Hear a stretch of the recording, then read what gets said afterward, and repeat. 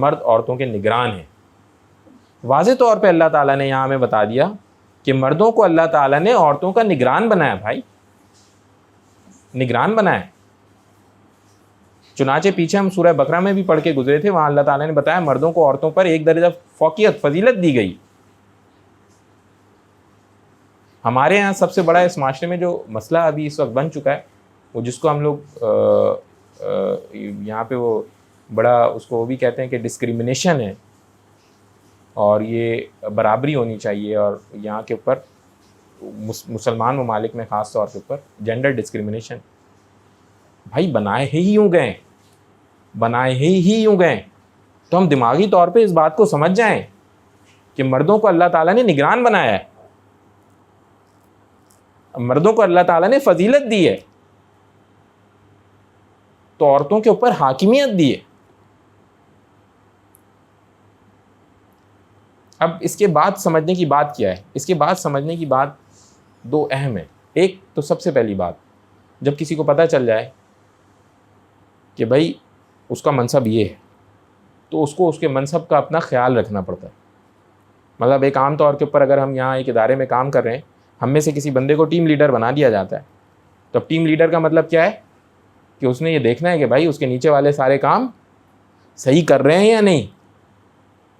تو یہ اس کمپنی کے حق میں یہ ایک بہتر ٹیم لیڈر ہے, ایک اچھا انسان, قابل قبول ٹیم لیڈر. اگر وہ ایسا نہیں کرتا اور خلل ڈالے رکھتا ہے, بلکہ تباہی مچاتا ہے, خود الٹی پلٹی حرکتوں میں لگا ہوا ہے, تو اس کی ٹیم کیا کرے گی؟ اس کی ٹیم کا تو اور ہی گیا برا حال ہوگا. ایسے ہی ہوگا یا نہیں؟ بالکل ایسے ہی اللہ تعالیٰ نے مردوں کو حاکم بنایا, عورتوں کا نگراں بنایا. اب ضروری ہے کہ مرد اس بات کو, اس منصب کو سمجھیں اور اپنے آپ کو نمونہ پیش کریں کہ بھئی یہ اس طرح سے زندگی گزارنی ہے, یہ صحیح طریقہ کار ہے. اللہ سبحانہ تعالیٰ نے یہ احکامات ہمیں دیے ہیں. چنانچہ قرآن میں ایک اور موقع کے اوپر آتا ہے, اپنے آپ کو, اپنے اہل و عیال کو جہنم کی آگ سے بچاؤ, گناہوں سے روکو. دو کام کرو, جہاں اللہ کا حکم ہے وہاں ان کو پہنچاؤ. نماز کا حکم ہے, نماز پہ ان کو کھڑا کرو. جن جگہوں سے رکنے کا حکم ہے وہاں سے ان کو روکو. یعنی کرنے کے کاموں کا حکم کرو, رکنے کے کاموں سے روکو. اس کے لیے سب سے پہلے ضروری ہے کہ وہ ٹیم لیڈر خود تو اس قابل بنے نا. جب جا کر کے کسی کو بات پیش کرے گا تو وہ بات سننے والا سنے گا تب جب وہ دیکھے گا ہاں اس میں یہ خود یہ کرتا ہے. تو وہ عام کام ہے. جیسے ہم اتنے سارے کام ہم نے تباہ و برباد کیے ہوئے نا اس وقت, تو جس کا نتیجہ ہے کہ مسلمان ایک ذلت والی کیفیت میں گزر رہے ہیں. انا للہ و انا الیہ راجعون. کہاں یہ حکمرانی کیا کرتے تھے, عدل و انصاف قائم کرتے تھے, بڑی مشکل سے ڈھونڈ کے بھوکا ملا کرتا تھا.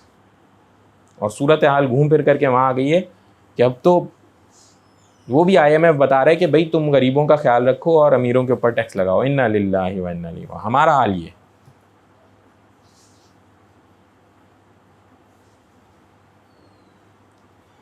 تو بھائی یہ سب سے پہلی اور اہم بات سمجھنے کی ہے کہ مرد اپنے منصب کو سمجھیں, اپنے منصب کو سمجھیں. اللہ تعالیٰ نے ایک درجہ اوپر کیا, اپنے آپ کو اس درجے کے لائق بنائیں. اس درجے کے لائق بنانے کے بعد اپنے بیوی بچوں کی پوری نگرانی کریں. اچھا, اب یہ مرد واقعی افضل ہیں, صرف قرآن کی آیت کیا ہے کافی ہے اس بات کو؟ میں کہتا ہوں اگر یہ لوگ کہتے ہیں نا جینڈر ڈسکرمنیشن ہے اور اس طرح کی باتیں کرتے ہیں کہ یہ تو برابر ہونے چاہیے اور یہ ہونے چاہیے, بھائی خود آنکھیں کھولو اور نظر تو دوڑا لو ذرا دنیا پہ. اللہ تعالیٰ نے واقعی مردوں کو عورتوں پہ فوقیت دی ہے. یہ تو عملی طور پہ نظر آتا ہے, آنکھوں سے نظر آتا ہے. آپ مجھے بتائیں کتنے ممالک ہیں, اس میں سے کتنے ممالک میں کہ پرائم منسٹر یا پریزیڈنٹ وہ خواتین ہیں؟ ایک دو کو زبردستی بنا دیا گیا, باقی سارے مرد ہیں. اچھا, فوجی اہلکار کتنے ہیں دنیا میں, اس میں کتنی فیصد خواتین ہیں؟ تو کیوں بھائی اتنے سارے مرد کیوں ساری جہاد کرنے کے لیے کھڑے ہوتے ہیں؟ جہاں بھی جس بھی ملک میں جاؤ, سارے ملک, میں تو یہ کہہ ہی نہیں رہا مسلمان, کہہ رہا ہوں چاہے مشرک ہوں چاہے کافر, جو ساری مرد ہیں. نظر تو دوڑائیں نا, نظر تو دوڑائیں. کس کاموں میں؟ اللہ تعالیٰ نے مخصوص کاموں میں ہی ان کو آگے رکھا. ہاں مگر ایک بات ہے, یہ ضرور دماغ میں رکھیے گا, ایسا نہیں ہے کہ پھر تمام کی تمام عورتیں تمام کے تمام مردوں سے بھی کم ہیں, ایسا نہیں. اللہ تعالیٰ نے اس بات, یہ بھی بڑی سمجھنے کی بات ہے, سمجھنے کی بات یہ ہے جیسے حضرت عائشہ رضی اللہ عنہا کے مقابلے میں ہم جیسے 1,00,000 مرد بھی نہیں ہیں ان کے علم کے مقابلے میں، 1,00,000 سے بھی کئی زیادہ نہیں ہے ان کے علم کے مقابلے میں. اللہ تعالیٰ نے ان کو نبی کریم صلی اللہ علیہ وسلم کے ساتھ رکھا. ہاں لیکن جب ان کی بات ہوگی تو ساتھ بات ہوگی نبی کریم صلی اللہ علیہ وسلم کی، تو پتہ چل جائے گا افضل کون، اوپر والا کون. بات آ رہی ہے سمجھ میں؟